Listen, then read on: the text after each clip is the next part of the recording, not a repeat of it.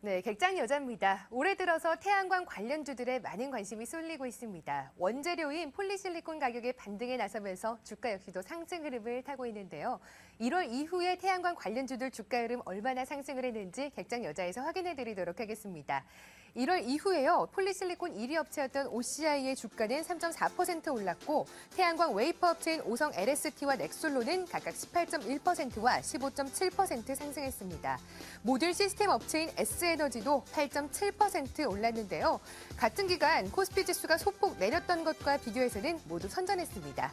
하지만 태양광주에 대해서는 전 세계적으로 업황이 이미 바닥을 찍고 반등할 것이라는 장밋빛 전망과 또한 단기 급등에 따른 좀 우려의 목소리도 나오고 있습니다. 신근호 IBK 투자증권 연구원은요, 구조적인 공급 과잉에 따라 폴리실리콘 가격이 추세적으로 오르긴 힘든 만큼 가격에 좀 덜 민감하면서도 정부 지원을 통해 물량을 늘릴 수 있는 모듈 시스템 업체들이 폴리실리콘이나 웨이퍼 업체보다는 상대적으로 나을 것이란 분석을 내놨습니다. 네, 이렇게 장밋빛 전망과 과열주의보가 겹치고 있는 태양광 관련주들, 객장의 미녀 전문가들은 어떤 시각을 갖고 있을까요? 네 곳의 의견부터 확인해 보도록 하겠습니다. 하나투자증권 동대문지점의 신보랑 대리 의견부터 확인해 볼게요. 단기 트레이딩 전략을 제시했습니다.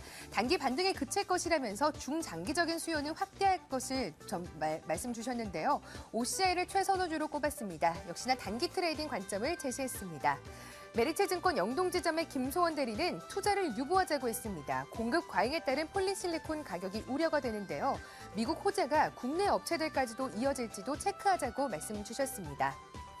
동양증권 금융센터 삼성역 지점의 박진희 차장은 조정 시의 단기 매수는 괜찮다는 말씀 주셨는데요. SKC를 최선호주로 꼽으면서 조정 시에 저점 매수하자고 말씀 주셨습니다. HMC 투자증권 목동지점의 임수연 대리입니다. 보유 전략을 제시하면서 매수 타이밍을 좀 체크하자는 말씀 주셨는데요. 5월에 있을 이후에 중국 태양광 제품 반덤핑 판정 등 불확실성이 여전히 존재하는 만큼 2분기 이후에 태양광 관련주들을 매수하자고 말씀 주셨습니다. 네.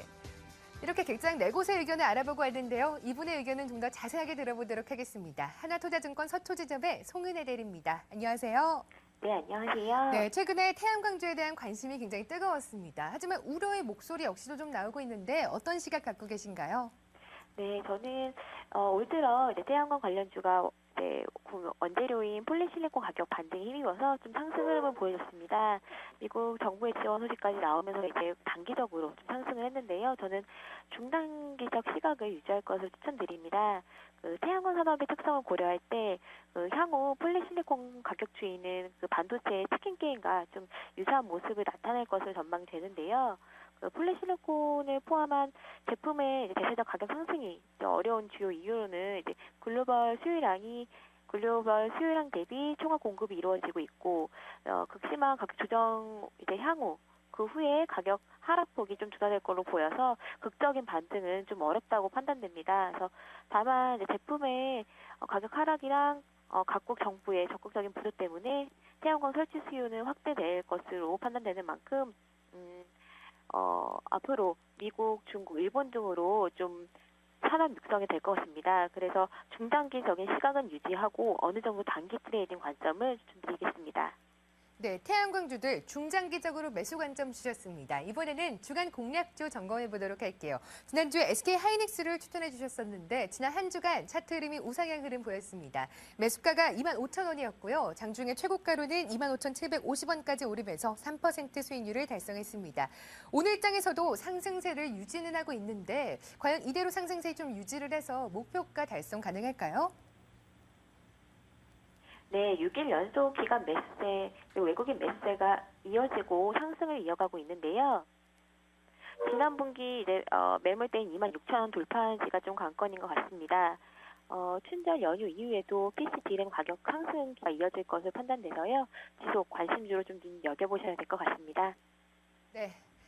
SK 하이닉스에 대해서도 지속적으로 좀 관심 갖자는 말씀 주셨습니다. 이번 주 주간 공략주 7% 수익률 달성할 수 있으면 좋겠는데요. 어떤 종목인가요? 예, 이번 주 말씀드릴 종목은 현대 하이스코입니다. 현대 하이스코는 자동차, 가전제품, 그리고 건축물, 내외장재 등에 사용되는 냉연 및 관관 등을 생산하는 업체인데요. 포스코에 이어서는 냉연 판매본의 2위 공급자입니다. 최근 4분기 영업이익은 1,159억 정도로 컨센서스 대비는 하회했습니다. 일반 냉연과 간간이 예상보다 좀 부진했었는데요. 또한 원달러 환율 하락 때문에 제품 평균 판매 가격대가 하락했습니다. 그러나 내수 매출액의 64% 차지하는 자동차용 강판 가격이 유지되고 있고, 수익성에는 크게 문제는 없는 것으로 보이는 만큼, 앞으로 실적 전망 주가 조정 시에 추가 매수 기회를 보시고 낙폭 과대에 따른 단기 트레이딩 관점으로 매매 추천드립니다.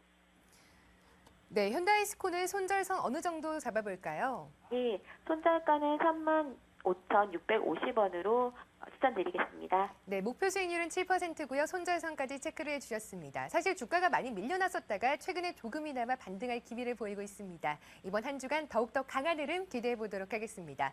객장여자 하나투자증권 서초지점의 송은혜 대리와 함께했습니다. 말씀 감사합니다. 네, 감사합니다.